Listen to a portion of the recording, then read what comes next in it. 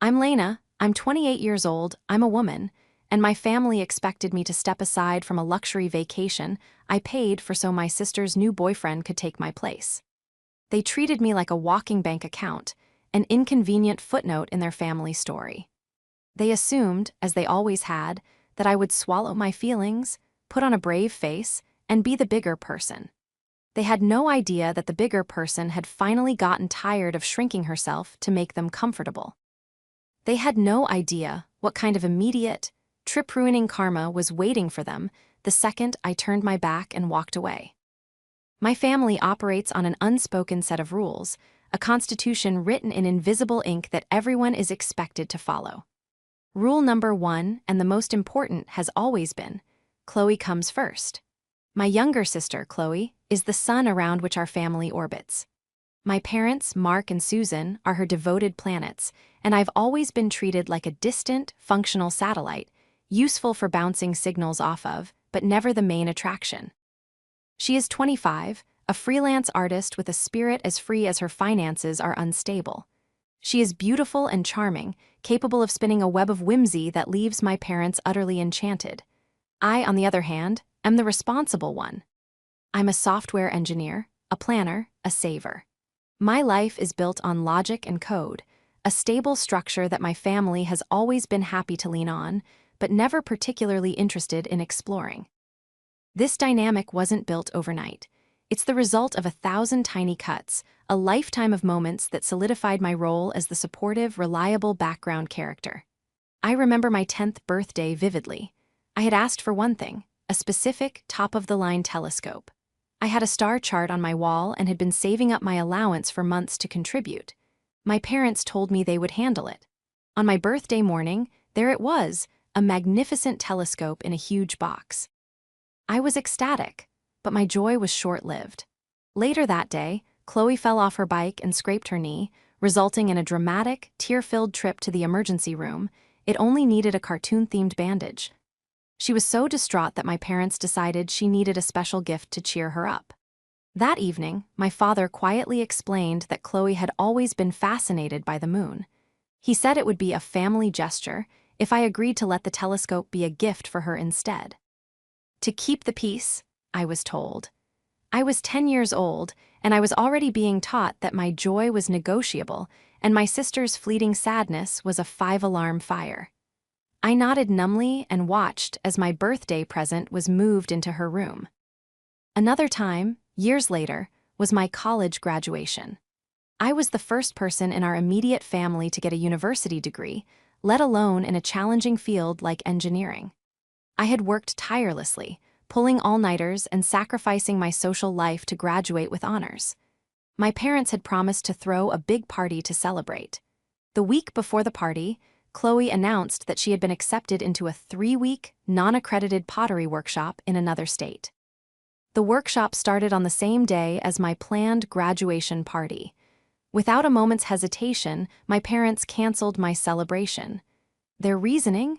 They needed to help Chloe pack and drive her to the workshop orientation.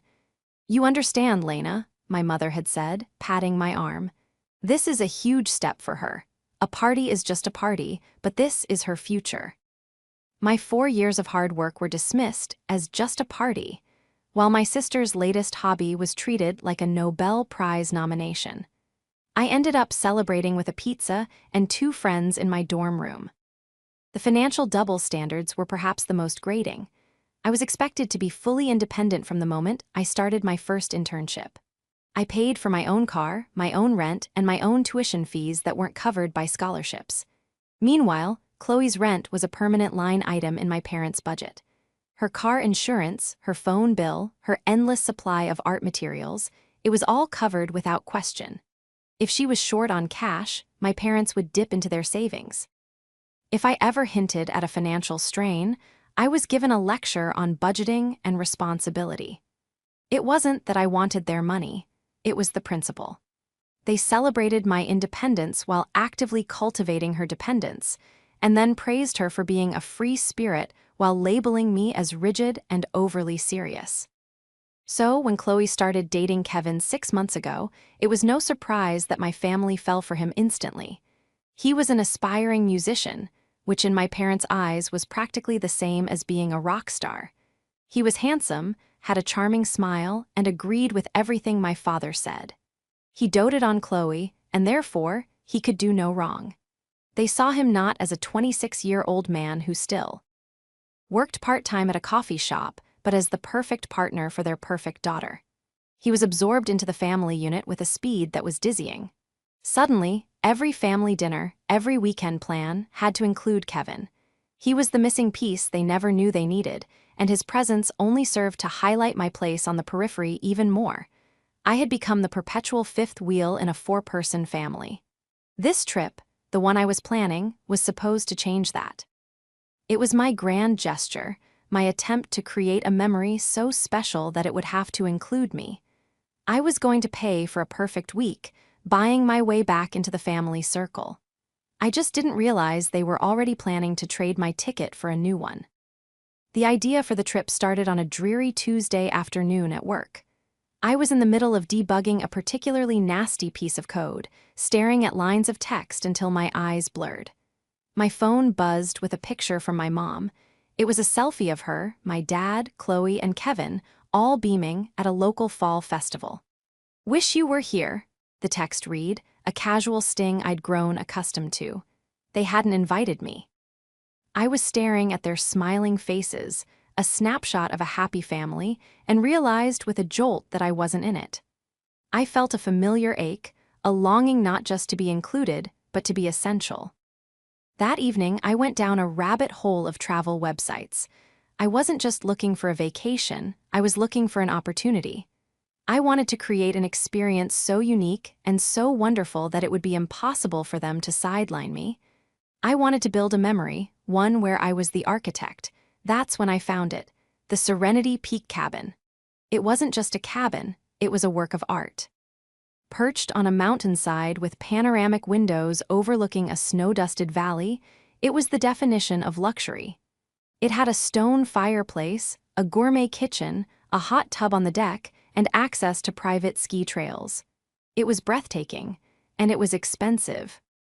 I spent the next hour with my budget spreadsheets open. I'm a saver by nature, and my job as a software engineer pays well. I had a healthy, discretionary fund that I usually allocated to investments or home improvements. But looking at the pictures of that cabin, I saw a different kind of investment, an investment in my family, an investment in my own sense of belonging. The cost for a full week, including taxes and fees, was significant. It was more than just a generous gift, it was a statement. A statement that I was successful, that I was generous, and that I wanted to share that success with them.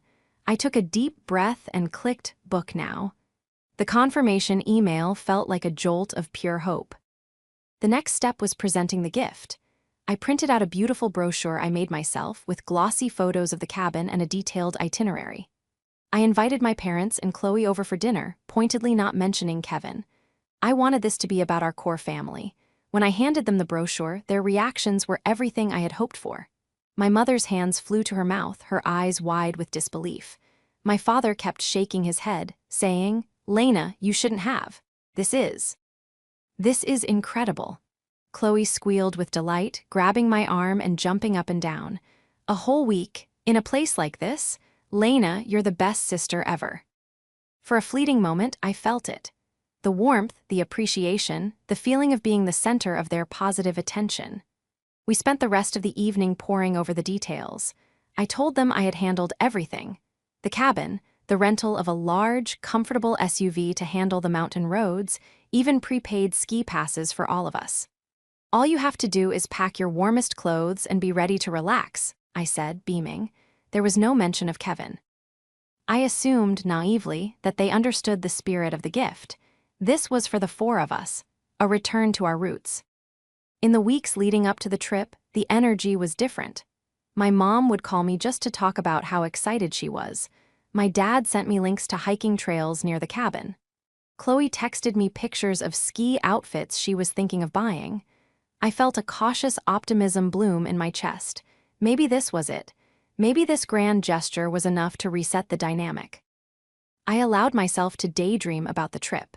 Sitting by the fire playing board games, cooking a big meal together in the gourmet kitchen, laughing as my dad tried to ski for the first time in 20 years. These were the simple, wholesome family moments I craved, the kind that always seemed to happen when I wasn't around. I threw myself into the final preparations with meticulous care.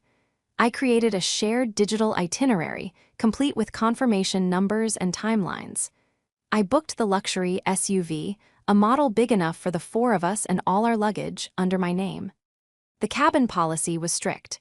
The primary guest, whose name and CR. Edit card were on the reservation, had to be present at check-in. I made a note of this, a tiny detail of administrative responsibility that I barely registered at the time. I even curated a playlist of my dad's favorite classic rock and my mom's favorite 80s pop for the drive-up. Every detail was an act of love, a brick in the foundation of the perfect family memory I was so desperate to build. The deception was so subtle I almost missed it. A week before we were set to leave, Chloe called me. "Hey, so excited for next week," she chirped. "Quick question, what's the food situation? Kevin's a vegetarian, so I was just thinking about what we'd need to get for him." I froze, my hand tightening on my phone. "For him?" I asked, keeping my voice as neutral as possible. "I thought this was just for the four of us." There was a slight pause. "Oh, well, yeah, of course," she said, her voice a little too bright. "I just meant for when we get back. He's going to be so bored without me for a whole week, you know?" She laughed it off, and I, wanting to believe her, let it go. It was a red flag, a tiny crack in the perfect facade, but I papered over it with my own hope. I told myself I was being paranoid. They wouldn't. Not with a gift this big, this personal, they just wouldn't. The night before we were scheduled to leave, my mom sent a text to our family group chat. "Can't wait for our family adventure tomorrow. So proud of you for making this happen, Lena." I read the text 3 times, feeling a surge of validation. My plan was working. I packed my suitcase, laying out my warmest sweater for the drive. I fell asleep that night with a genuine, unforced smile on my face, completely unaware that the dream I had so carefully constructed was about to be demolished. The morning air was crisp and bright, the kind of perfect autumn day that feels like a promise. I woke up early, buzzing with an energy I hadn't felt in years. I double-checked my suitcase, made sure I had the folder with all the reservation printouts, and carried my bags downstairs. The plan was to meet at my parents' house at 9 a.m., load up the rental SUV that I was picking up on the way, and hit the road. I walked into their living room, my face already arranged in a happy, expectant smile. The smile faltered and died on my lips. The scene in front of me was not the one I had played out in my head. My mom, Susan, was nervously rearranging coasters on the coffee table. My dad, Mark, was staring intently out the window as if fascinated by the mailman. Chloe was sitting on the sofa, looking down at her hands, and next to her, with his arms slung casually around her shoulders, was Kevin. His duffel bag was by the door, right next to my sister's. A cold dread, heavy and sickening, began to pool in my stomach.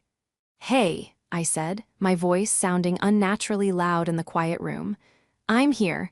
I was just about to go pick up the car." My dad turned from the window, his expression carefully neutral. "Morning, Lena. Actually, about that, we need to have a little chat." My mom wrung her hands. "Now, don't get upset, honey," she began, the classic opening to a conversation where I was definitely expected to get upset. "There's just been a tiny little change of plans."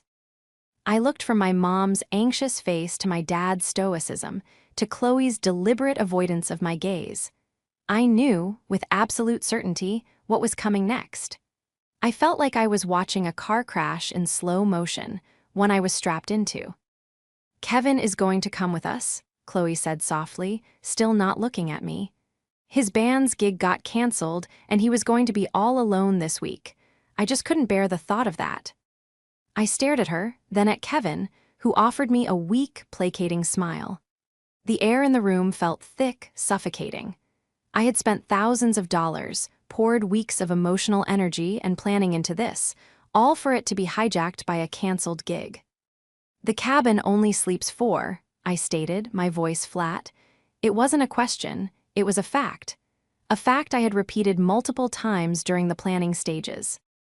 "We know, sweetie, and that's the tricky part," my mom said, stepping forward as if to soothe a startled animal. "We talked it over last night, and well, there's just no way Chloe can go without Kevin. They're inseparable, and since the cabin has that strict four-person limit..." She trailed off, leaving the devastating conclusion hanging in the air for me to grasp. My dad cleared his throat, finally taking over. "Lena, you're so independent. You've got your own place, your own life. You understand. This is a big deal for Chloe and Kevin, for their relationship. We think it's important to support that." I felt a wave of dizziness, a surreal sense of detachment from my own body. Did they hear themselves? They were using my independence, the very quality they claimed to admire, as a weapon against me. They were telling me that because I was strong, I didn't need a place in my own family. My throat felt tight, and my eyes began to sting. "So let me get this straight," I said, my voice trembling despite my best efforts to keep it steady. "I planned this entire trip. I paid for this entire trip. It was my gift to my family. And you're telling me that I don't get to go? That I'm being kicked out for my sister's boyfriend of 6 months?" "Don't be so dramatic, Lena," Chloe snapped, finally looking up at me, her face a mask of defensive indignation. "It's not like that. We just swap weeks if we could, but the reservation is non-refundable. You're making this a much bigger deal than it needs to be. We'll bring you back a souvenir." A souvenir? They were going to bring me back a cheap keychain or a snow globe from a vacation that I had funded, a vacation they had stolen from me. The sheer, unmitigated audacity of it was staggering. It wasn't just an oversight, it was a deliberate act of erasure. They had discussed it, weighed the options, and concluded that I was the expendable one. My contribution, my feelings, my presence, none of it mattered as much as Chloe's desire to not be separated from her boyfriend. "I am the one who paid for it," I repeated, the words tasting like ash in my mouth. "My name is on everything, the car, the cabin." "And we appreciate that so much, Lena, really," my dad said, his tone condescendingly patient. "Think of it as your gift to Chloe and Kevin, a way to show your support for her happiness. We'll pay you back for your spot when we can." My spot. They had quantified my place in the family and determined its cash value, payable at their convenience. That was the moment the hurt curdled into something else. It was a cold, hard, clarifying anger.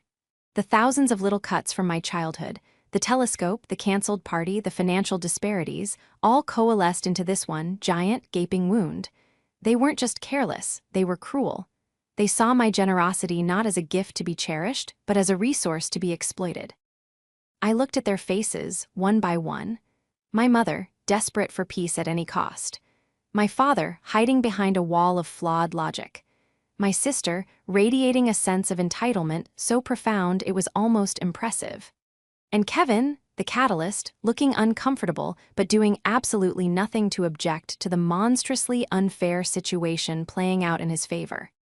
I took a deep, shuddering breath. The tears that had threatened to fall retreated, replaced by an icy resolve. I could scream, I could cry, I could plead. I had done all of those things before, and it had never changed a thing. It only ever ended with me being labeled as difficult or too sensitive. This time would be different. I gave them a single tight nod. "Fine," I said. The word was a shard of glass, small and sharp. A wave of visible relief washed over the room. My mom smiled brightly. "Oh, thank you, Lena. I knew you'd understand. You've always been the bigger person." "We'll have a great time," Chloe added, already pulling out her phone, no doubt to post a picture of their packed bags. "We'll send you lots of pictures." I didn't say another word. I turned around, walked over to the front door, and picked up my own suitcase. I didn't look back. I opened the door, stepped out into the bright morning sun, and closed it quietly behind me, leaving them to their plans. As I walked to my car, I could feel their collective relief radiating through the closed door. They thought they had won. They thought I was just slinking away to my quiet, independent life to nurse my hurt feelings. They had absolutely no idea what I was about to do.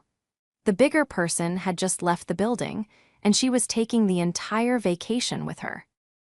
I managed to get into my car and shut the door before the first sob escaped. It was a wrenching, silent cry, the kind that shakes your whole body. The betrayal was so profound, so complete, it felt like a physical weight pressing down on my chest, making it hard to breathe.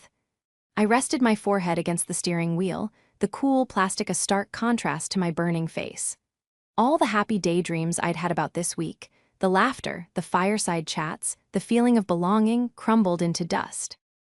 They didn't just uninvite me, they discarded me. They had looked at my gift, my gesture of love, and saw it as nothing more than a transaction, a set of tickets they could reassign at will. For a few long minutes, I just sat there, drowning in the pain. My phone buzzed in my pocket. It was a text from Chloe. "Can you send me the confirmation hash for the SUV rental? We're heading out soon." The sheer nerve of it sent a fresh wave of anger through me, so potent it burned away the tears. They were already moving on, logistics and all, without a single backward glance. My hurt wasn't even a speed bump for them. It was just an administrative detail they assumed I would handle. That's when the switch flipped. The image of the all Mom, Dad, Chloe, and Kevin, piling into their cramped sedan, smug and self-satisfied, flashed in my mind. They were heading off to enjoy a luxury vacation funded by the daughter they had just kicked to the curb. They were counting on my compliance, on my lifelong training to be the good, understanding one. And in that moment, I decided that my training was officially over. I put the car in drive, but I didn't go home. I drove to a nearby park, pulled into a quiet spot overlooking a duck pond, and turned off the engine. The anger was no longer a hot, chaotic mess. It had cooled into something focused and clear. It was resolve. I took out my phone, my hand surprisingly steady. Chloe wanted the confirmation number for the rental SUV. Fine, I'd deal with that first. I pulled up the email from the rental company. My name was at the top. My credit card was on file.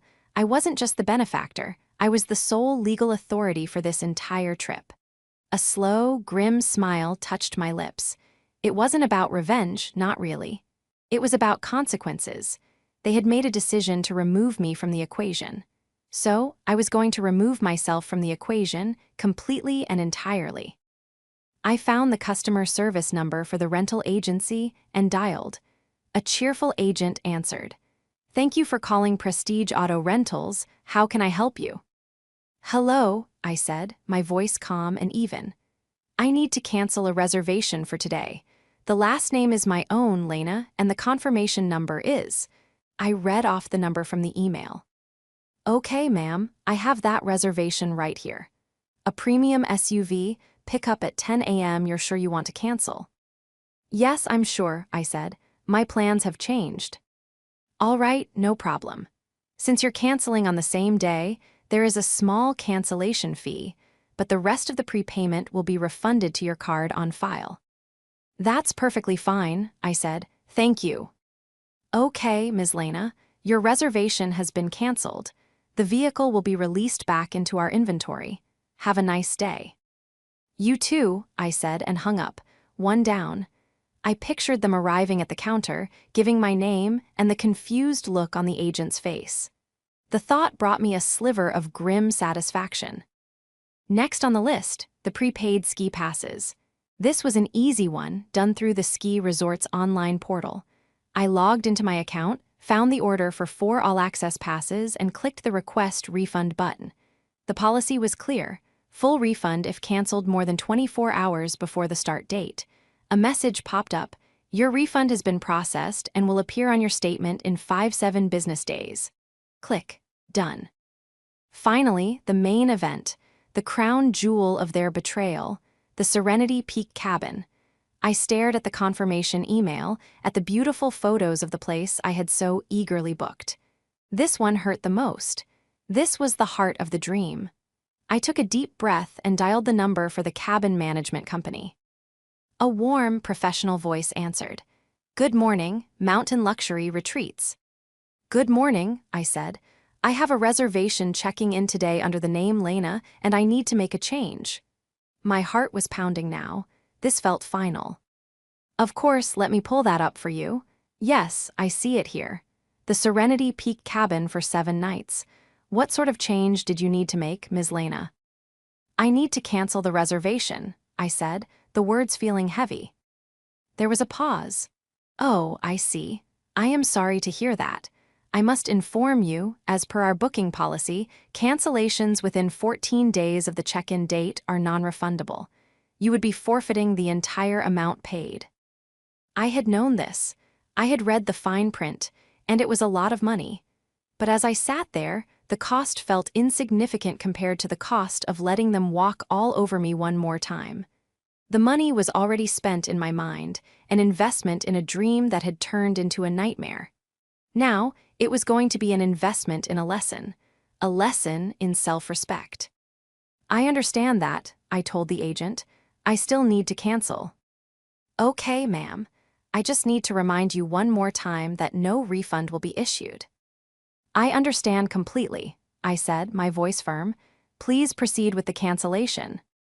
All right, I've now canceled booking number 8,675,309.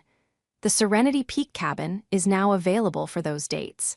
Is there anything else I can help you with today? One more question, actually, I said, a thought occurring to me. Your policy states the primary guest must be present for check-in with the credit card used for booking, correct? Yes, that's correct. It's a strict security policy to prevent fraud.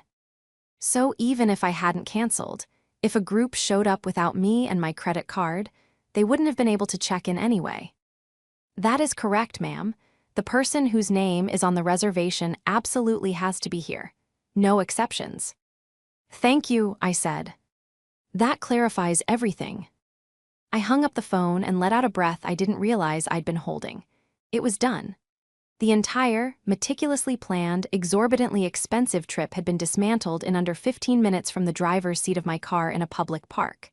There was no grand explosion, no yelling match, just a series of quiet, deliberate clicks and conversations.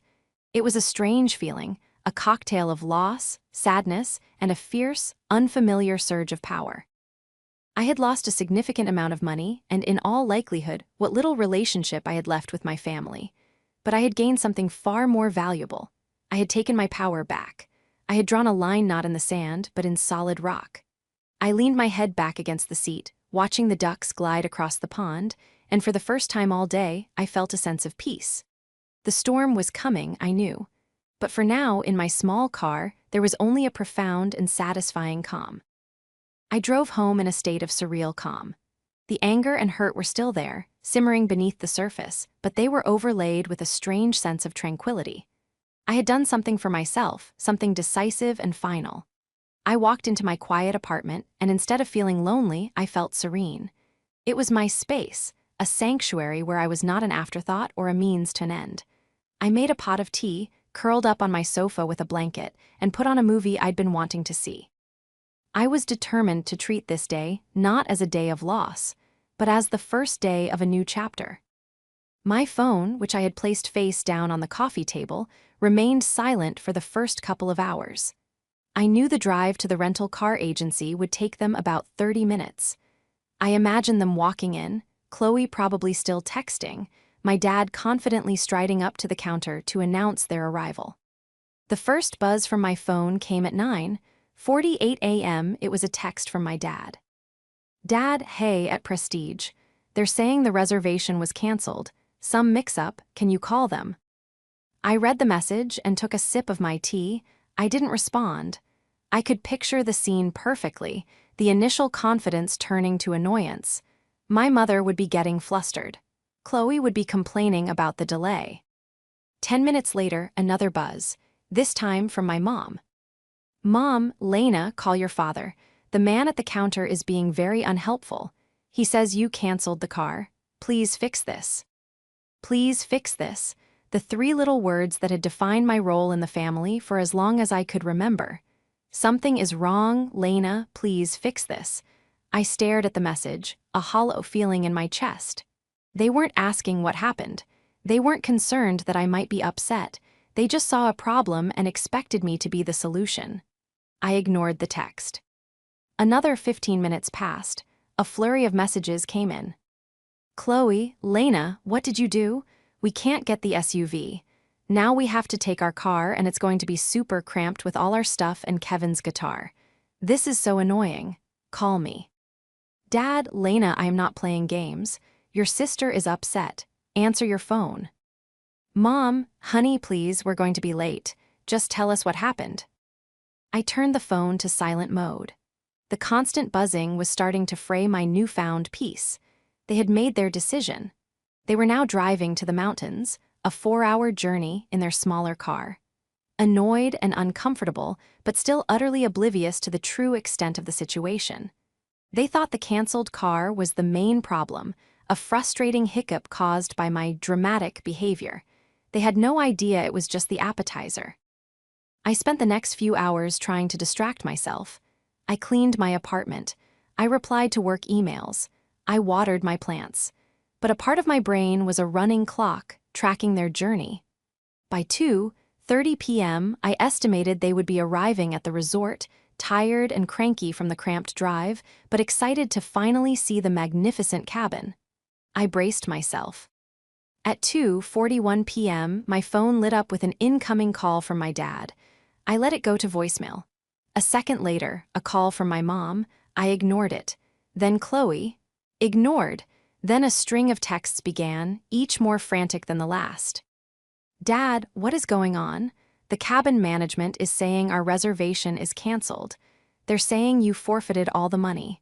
This is a joke, right? Mom, Lena, this isn't funny. We're standing here in the lobby and they won't give us a key. They said you called this morning. Why would you do that? You've ruined everything. Chloe, I cannot believe you. We drove all the way out here. There are no other cabins available. The whole resort is booked. What are we supposed to do? You are the most selfish person I have ever met. Then came a text from a number I didn't recognize. Unknown, this is Kevin. Chloe is crying. Her parents are freaking out. You need to call them and fix this right now. This is completely insane. The sheer entitlement was breathtaking. He, the very reason I was not on this trip, was now ordering me to fix the consequences of the situation he had benefited from. The voicemails started piling up. I listened to the first one from my father out of a morbid curiosity. His voice was shaking with rage. Lena, I don't know what kind of stunt you think you're pulling, but you have gone too far. You have embarrassed this family. You have stranded us in the middle of nowhere. All that money. Just gone because you couldn't handle not getting your way for once. You will call me back immediately. Immediately. I deleted the voicemail without listening to the end. The narrative was already written in their minds. I was the villain. I was the selfish, dramatic child who threw a tantrum and ruined everyone's fun. There was no glimmer of self-awareness, no inkling that their own actions had been the catalyst for everything. They hadn't just pushed me out. They had pushed me off a cliff and were now furious that I hadn't magically sprouted wings to fly back up and rescue them. The phone continued to light up, a relentless beacon of their panic and fury. I watched it, feeling strangely detached. It felt like watching a storm rage from behind a thick pane of glass. The chaos was theirs, the drama was theirs, the consequences were theirs. For the first time, their problems were not my own. I didn't feel happy, not exactly, but I didn't feel guilty either. I felt free. I picked up my phone not to call them back, but to block their numbers. Dad, Mom, Chloe, Kevin. One by one, I severed the connection. The barrage of notifications stopped. My apartment fell silent again, and the quiet was the sweetest sound I had ever heard. For 2 days, I lived in a bubble of blissful silence. Blocking their numbers was like closing a door on a hurricane. The constant pressure, the background hum of expectation and disappointment that had been the soundtrack to my life, was gone. I worked from home, I ordered my favorite food, I reconnected with friends I'd been neglecting. I felt lighter, as if I had taken off a heavy coat I hadn't realized I was wearing. But I knew the bubble couldn't last forever. The silence was an artificial peace, and the real confrontation was still to come. It came on the 3rd day, via an email from my mother with the subject line, "We need to talk." My heart hammered against my ribs as I opened it. The email was short and surprisingly subdued. Lena, we are back home. We found a motel for 2 nights and drove back yesterday. This has been a disaster. I know you are angry, but we are your family. Please unblock me. I need to talk to you. A part of me, the old, conditioned part, felt a pang of guilt. I pictured them in a dingy motel, a far cry from the luxury cabin they'd been expecting. But then I remembered the reason they were there. I remembered the casual cruelty in their voices, the dismissive wave of their hands as they erased me from my own gift. I took a few deep breaths, steadied myself, and decided I was ready to face them, but on my own terms. I unblocked my mother's number and sent a simple text. "You can call me." My phone rang less than a minute later. I took one last fortifying breath and answered, putting the call on speakerphone. "Lena, oh, thank goodness." My mother's voice was strained, exhausted. "I'm here," I said quietly. "What you did it was the cruelest thing anyone has ever done to me," she began, her voice already thick with emotion. "To us." Before I could respond, I heard my father's voice booming in the background. "Cruel, it was vindictive, it was childish. Do you have any idea how much money you threw away? How you humiliated us? We had to drive home in disgrace." Chloe's voice joined the chorus, shrill and accusatory. "Kevin thinks our family is crazy now. I hope you're happy. You ruined my relationship." The verbal assault was exactly what I had expected. The three of them, a united front of indignation, ready to lay the blame squarely at my feet. In the past, I would have crumbled. I would have apologized, tried to explain myself, and ended up taking responsibility for their feelings. But something inside me had fundamentally shifted. I waited for their initial volley to run out of steam. When there was a pause, I spoke, my voice devoid of the emotion that was raging inside me. "I didn't throw any money away. I considered it the price of a lesson, a very expensive but necessary lesson." "A lesson?" my father scoffed. "What lesson? How to be a spoiled brat?" "No," I said, my voice gaining strength. "A lesson for me. I finally learned that my place in this family is conditional. I learned that my value is measured in what I can provide, and that my feelings are considered an inconvenience. You didn't just ask me to give up my spot on a trip. You made a calculated decision that a man you've known for 6 months was or important than your own daughter and sister. You took a gift that I gave you, a gift that came from my heart and my hard work, and you told me that I wasn't welcome to be a part of it." "That's not what happened," my mother insisted. "We were just trying to make everyone happy. You're so rigid, Lena. You never know how to just go with the flow." "Go with the flow?" I repeated, a humorless laugh escaping my lips. "My entire life has been me going with the flow. Your flow, Chloe's flow. I went with the flow when my 10th birthday present was given to my sister. I went with the flow when my graduation party was canceled for a pottery class. I have been going with the flow for 28 years, and the current has always dragged me under while it carried Chloe along. This time, I decided to get out of the water." There was a stunned silence on the other end of the line. I had never spoken to them like this before, without tears, without pleading, just with cold, hard facts. "The trip was booked in my name," I continued, pressing my advantage. "The car was in my name. The cabin policy explicitly stated that the primary guest, me, had to be present at check-in. Even if I had done nothing, you would have been turned away. But that's beside the point. The trip, in my mind, was a family experience. When you told me I was no longer a part of that family experience, the trip ceased to exist. You can't have a gift without the giver. You can't take the present and throw the person who gave it to you in the trash. So you just decided to punish us," Chloe whimpered. "This wasn't a punishment," I said, and I realized I truly meant it. "It was a consequence. It was the natural result of your actions. You treated me like I didn't matter. So I removed the me that you didn't seem to want around, and it just so happened that me was attached to the car, the cabin, and the ski passes. You didn't want me, so you didn't get my things. It's actually very simple." My mother started to cry softly. "I don't understand how you can be so cold, Lena. We're your family." "You are my family," I acknowledged, and a wave of sadness washed over me. "And I love you, but I don't like how you treat me. I don't like being the reliable, sensible fallback plan. And I won't be that person anymore. I'm not fixing this. There is nothing to fix. What's done is done." "So what now?" my father asked, his voice low and defeated. "Now I need space," I said, the words feeling both terrifying and liberating. A lot of it. I need time to figure out who I am without constantly trying to earn my place at your table. Don't call me. Don't email me.